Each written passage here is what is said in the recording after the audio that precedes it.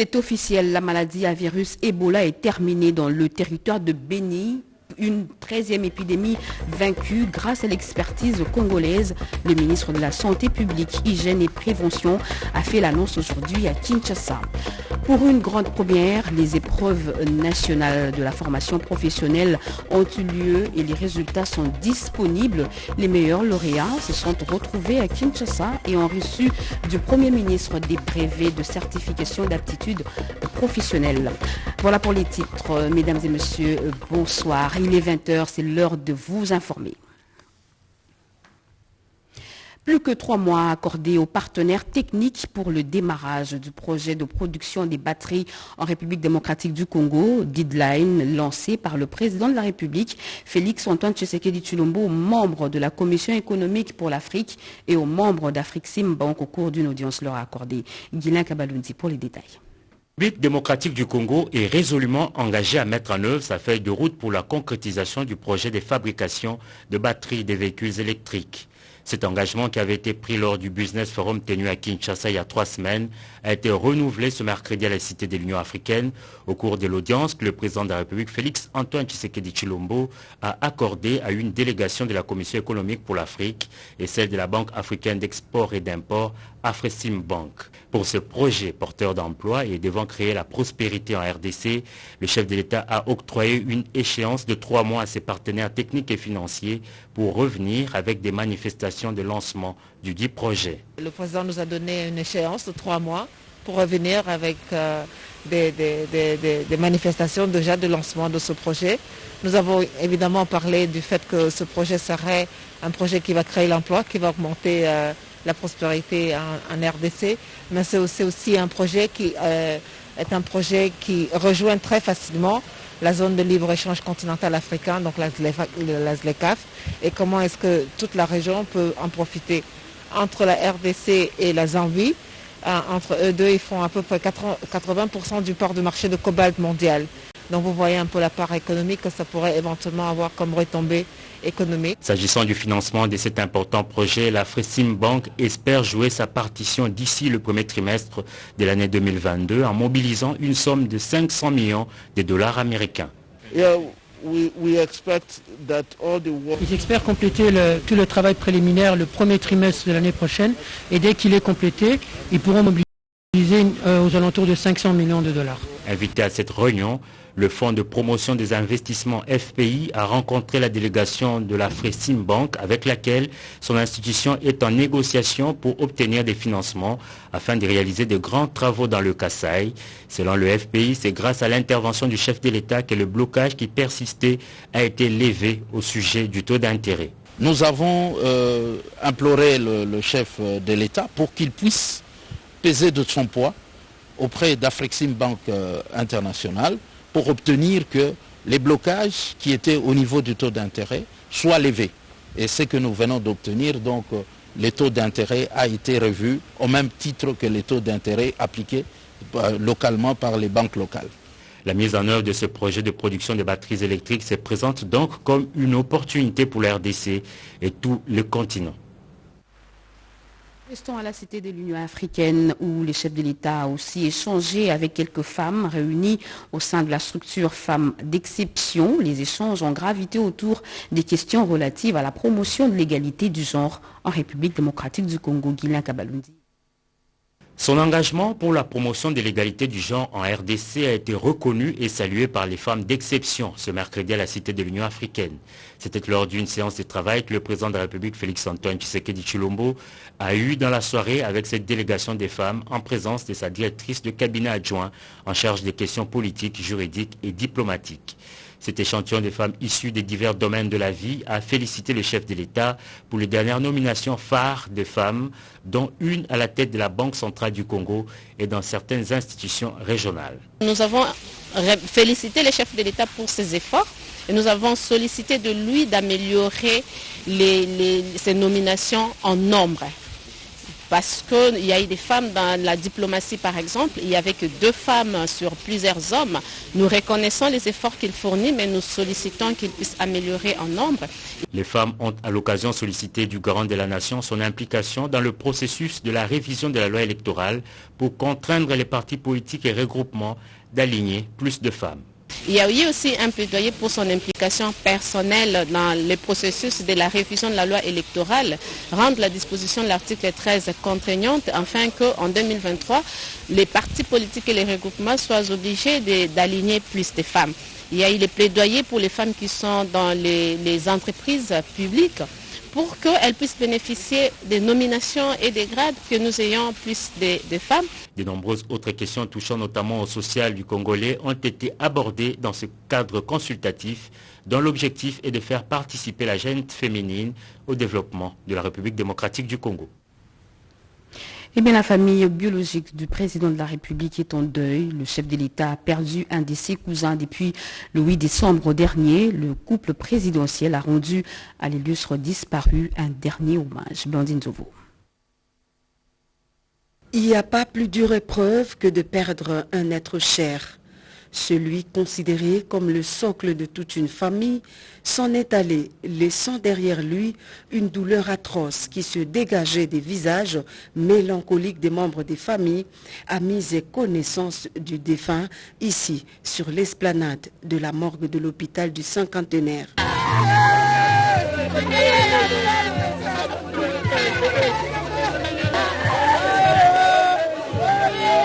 Cyril Mbiya Mwenza, ou Mbiya Mwenza, a quitté la terre des vivants le mercredi 8 décembre 2021 à Kinshasa.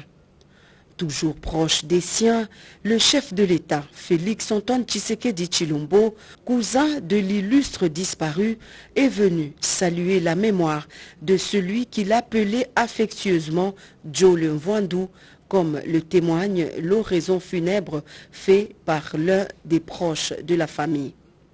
Accompagné de son épouse, la première dame Denise Nyakeru Tshisekedi, le couple présidentiel a déposé sa couronne de fleurs avant d'approcher chaleureusement la veuve et les orphelins inconsolables.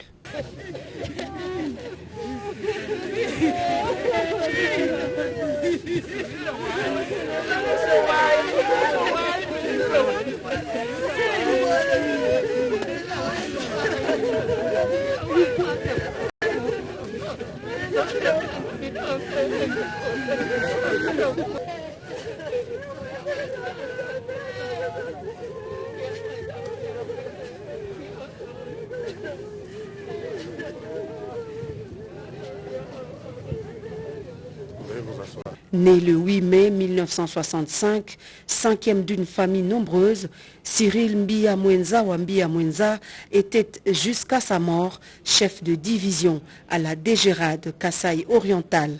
Marié à Madame Madeleine Ntumba Mpinda, à qui il laisse 7 adorables enfants, dont 3 filles et 4 garçons. Dieu a donné, Dieu a repris. Que l'âme de son serviteur Cyril Mbiya Mwenza ou Mbiya Mwenza repose en paix.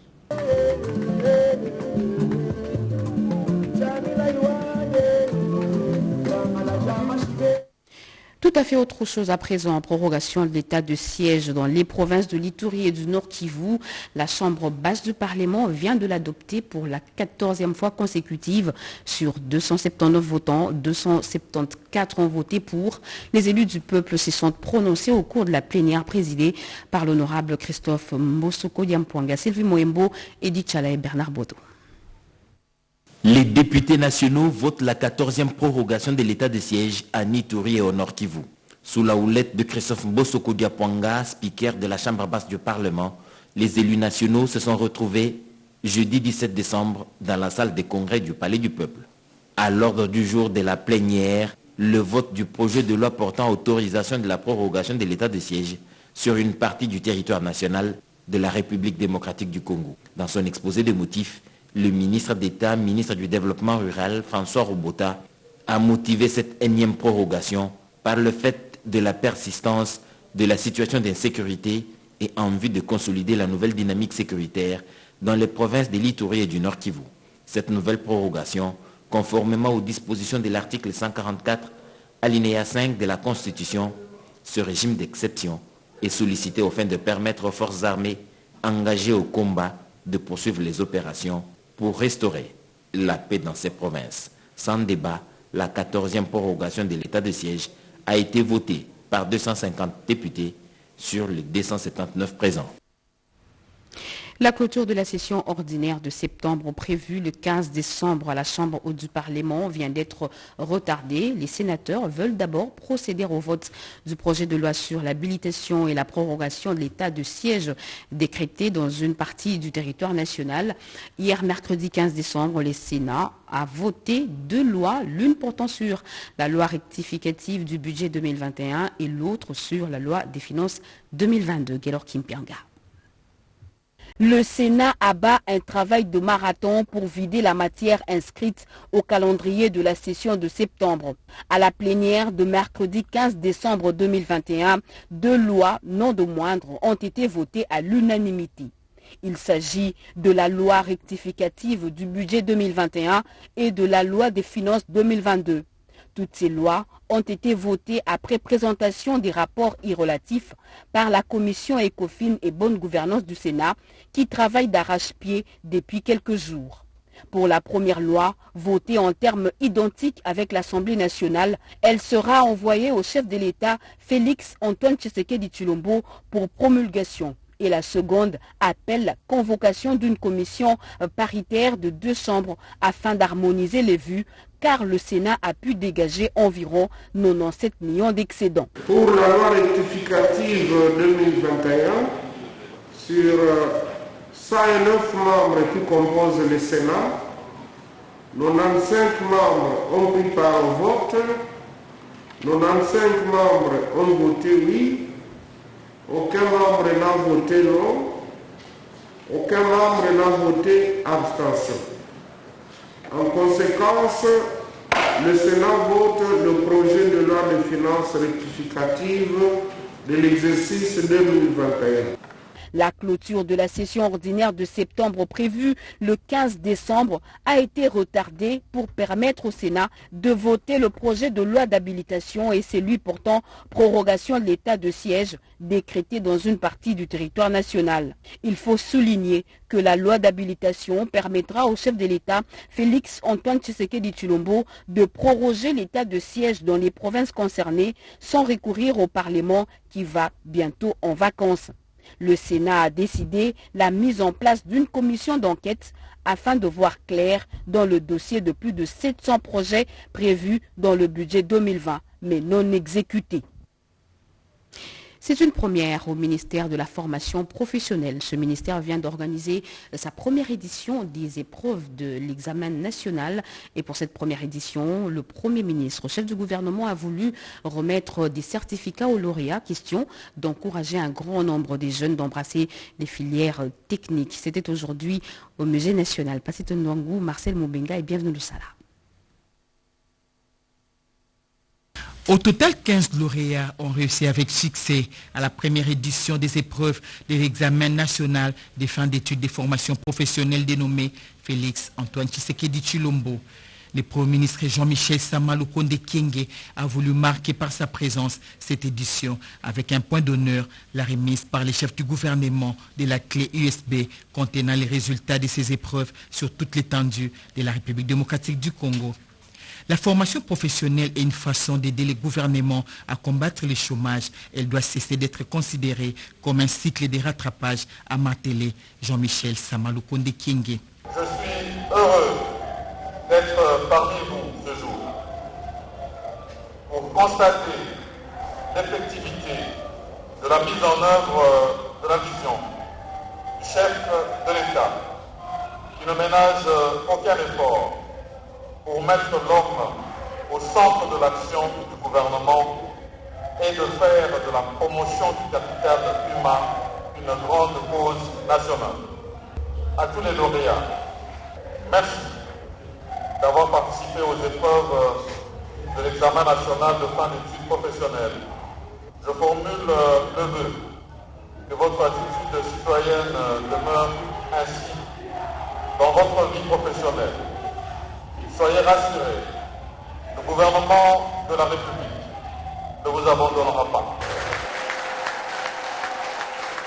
La ministre de la formation professionnelle a remercié le Premier ministre qui a honoré son ministère pour Antoinette Kipoulou. Cela prouve à suffisance l'intérêt que le gouvernement accorde à ces secteurs qui visent la création d'une classe moyenne en République démocratique du Congo. Discours terminé, place à la remise des certificats. Le maire des lauréats, Joseph Mongou Monotula, avec 90% en peinture et vitrerie, est sorti du centre Soleil Levant qui s'occupe aussi des malentendants qui dirigent le couple pastoral guinéen. La cérémonie s'est clôturée par la visite des stands où sont exposés des produits fabriqués localement. Faux et archi-faux, il n'existe aucune agence en gestation pour gérer la redevance de la RTNC, Radio-Télévision Nationale Congolaise, démenti apporté par le ministre de la Communication et des Médias, Patrick Mouyaya, lors de son échange dit des vérités avec tous les agents et cadres de ce média public aujourd'hui au studio Mama Anguebi. Regardez. À un moment donné, on se regarde dans les yeux et qu'on se dise l'essentiel d'aujourd'hui c'est quoi? Dans un échange de vérité entre la tutelle, le comité de gestion ainsi que les agents et cadres de la RTNC, le ministre de la Communication immédiat, porte-parole du gouvernement, a apporté des éclairages à certaines accusations. J'ai entendu dire plusieurs fois, Excellence Yoko, engagé Patrick Awa. Depuis que moi je suis ministre de la Communication, ça fait 6 mois. Je n'ai pas engagé même un balayeur à la RTNC. Tout en présentant anticipativement ses vœux le meilleur aux agents et cadres, Patrick Mouyaya est revenu sur le contexte conduisant à la suspension de Freddy Moulumba au poste de DGAI, l'environnement malsain observé au sein de cette entreprise étatique, la redevance ainsi que la prétendue agence qui aurait la tâche de gérer cette redevance. Maman Agnès, moi je n'ai pas d'agence.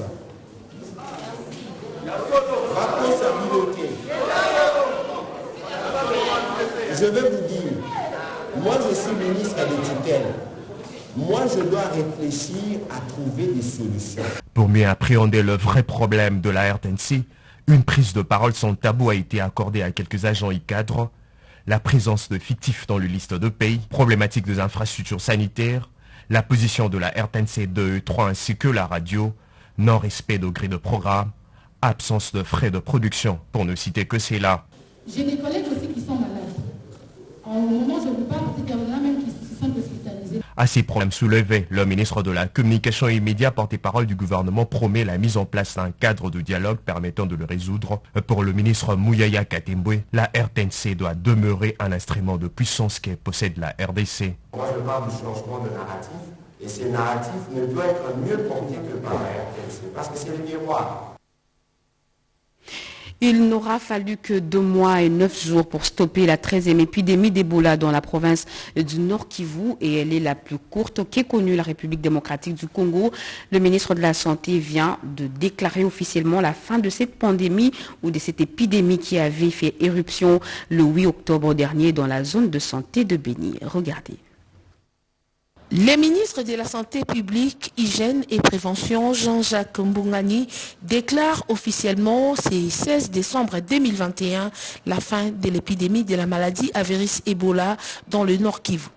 C'est une bonne nouvelle pour la population de la zone de santé de Béni dans la province du Nord Kivu, mais aussi de l'ensemble du peuple congolais. En ce jeudi 16 décembre 2021, après 42 jours de surveillance renforcée, sans nouveau cas confirmé, et selon le protocole OMS, je suis heureux de déclarer solennellement la fin de la 13e épidémie de la maladie à virus Ebola dans la province du Nord Kivu, en République démocratique du Congo, qui aura duré 2 mois et 9 jours. Je remercie particulièrement la division provinciale de la santé du Nord Kivu, les experts du niveau national, ainsi que les équipes locales qui ont œuvré sans relâche pour l'obtention de ce résultat.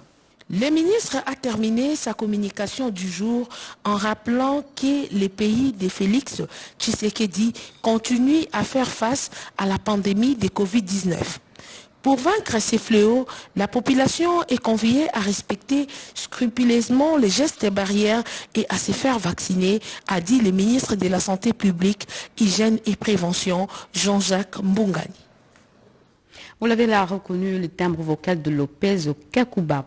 Situé sur l'avenue des Libérations, ex-24 novembre, à la hauteur de Saut-de-Mouton, l'Olympic Hospital a été inauguré hier mercredi. La coupure du ruban symbolique de cette formation médicale moderne a été effectuée par le coordonnateur de la cellule d'appui au programme intégré d'urgence pour le développement communautaire, Philippe Ngwala, et la ministre provinciale de la Santé, Lisa Nembalemba Edichala.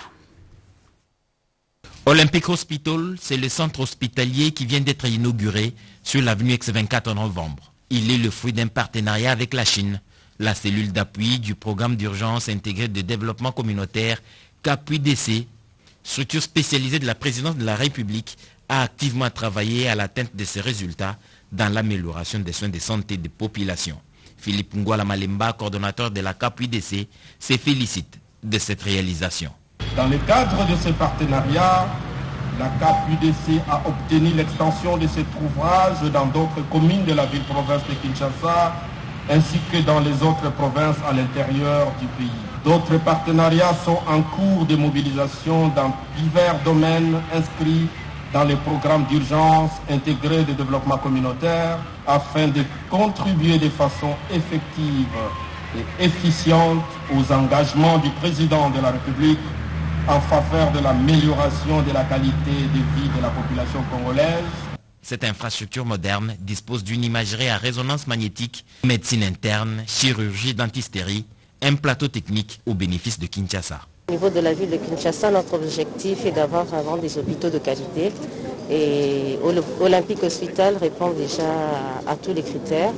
Nous y avons veillé en amont. La CAPUI-DC permet une coordination des actions urgentes à mener pour l'amélioration des conditions de vie des populations créées par le chef de l'État et confiée à cet expert international en gestion de projet. Et ce message, il circule dans les réseaux sociaux, un message tweeté attribué à M. Jean-Simon Foutikiakou, directeur général intérimaire de la Caisse nationale de sécurité sociale. Et par le présent message, la CNSS tient à informer l'opinion publique que M. Jean-Simon Foutikiakou n'a pas un compte Twitter comme Facebook. De ce fait, le message posté sur Twitter est sans doute des élucubrations des personnes recrutées pour salir la personne de M. le directeur général intérimaire et de saper les actions menées pour remettre de l'ordre dans la gouvernance de la CNSS. Et c'est le service de la communication qui nous le fait dire. 100 milliards de dollars américains, c'est l'enveloppe allouée au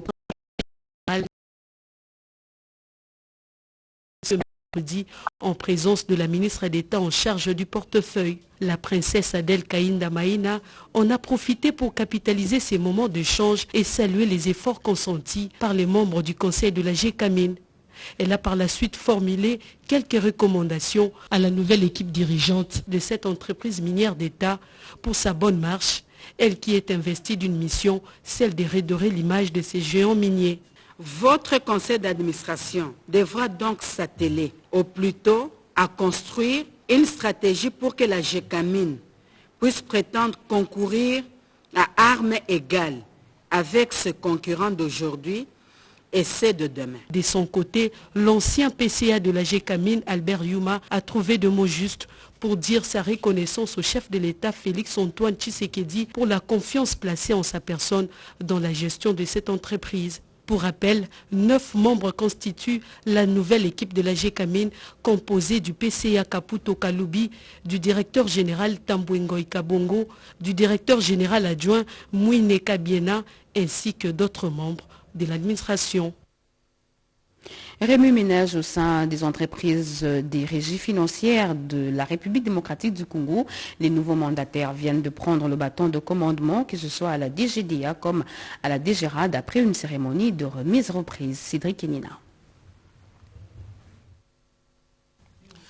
C'est désormais une dame aux commandes de la Direction générale des douanes et accises, et ce pour la première fois dans l'histoire de cette régie financière. Blandine Kawanda Walwom Le nouveau DG a pris officiellement ses fonctions en remplacement de Jean-Baptiste Kongolo Kabila Mouchi.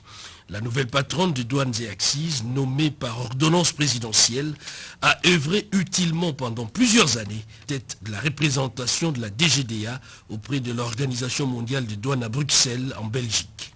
Elle sera secondée par Bernard Kabessé Moussangou, directeur général adjoint chargé des questions techniques, et Jean-Louis Baouna, en charge de l'administration et finances. Jean-Parfait Tabala, lui, a été nommé à la tête de la Direction générale des recettes administratives, domaniales, judiciaires et des participations DGRAD. Il remplace à ses postes Magui Sambi. Pour l'exercice budgétaire 2022, la nouvelle équipe compte gréver les plafonds des assignations. Et parmi les projets prioritaires, les nouveaux mandataires de la DGRAD comptent doter cette régie financière d'un bâtiment propre.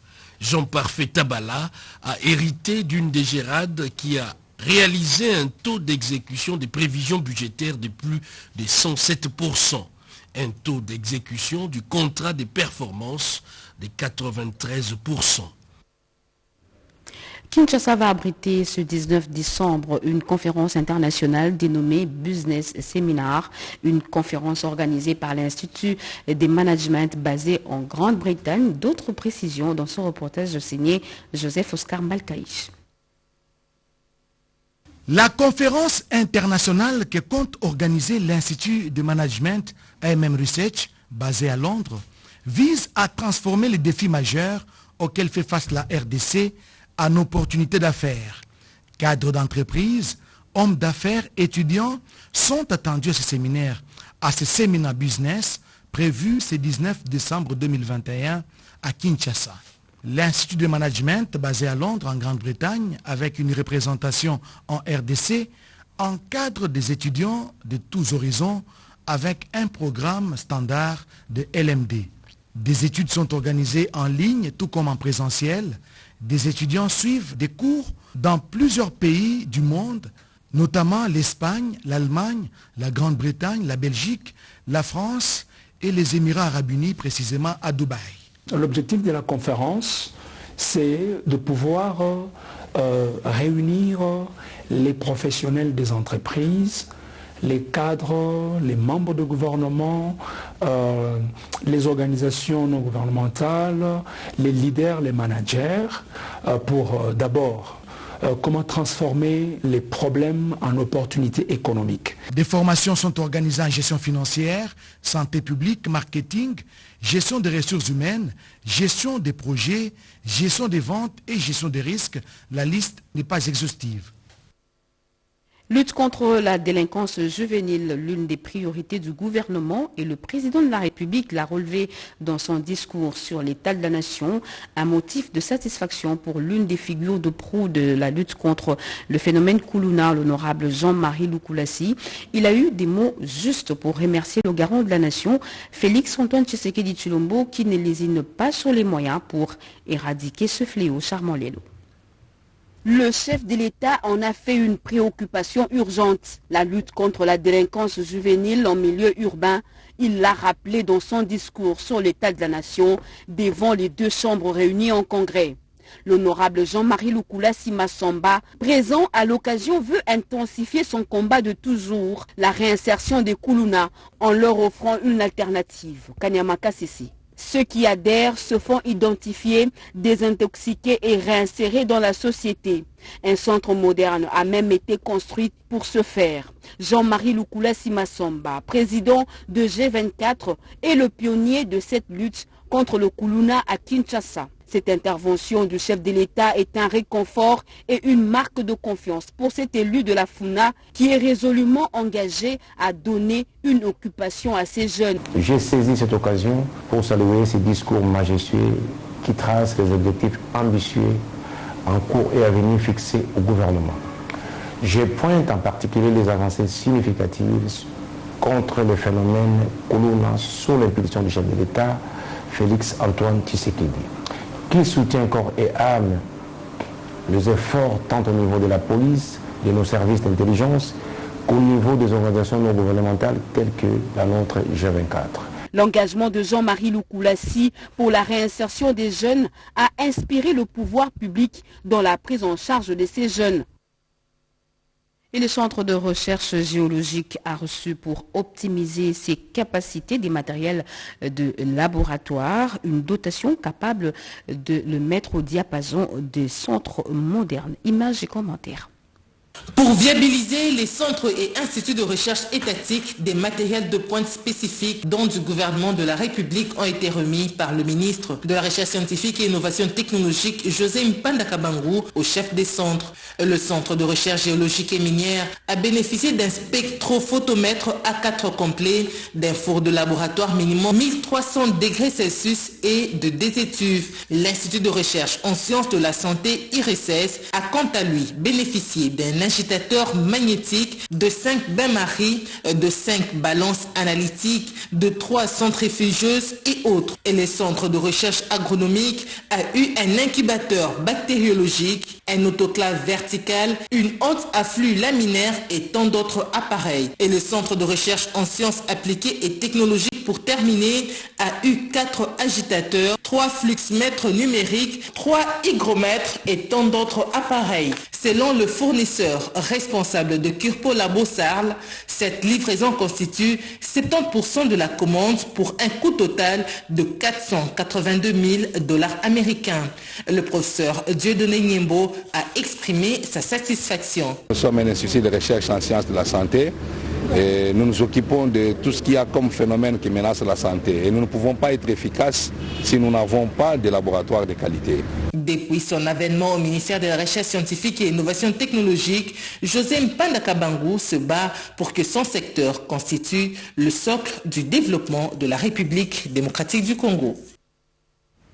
Le parti politique Rassemblement des Congolais pour la démocratie RCD-KML en congrès depuis hier à Kinshasa, les cadres et militants de cette formation politique d'Antipas Mbusa Nyamwisi venus de toutes les provinces réfléchissent sur l'avenir de leur parti.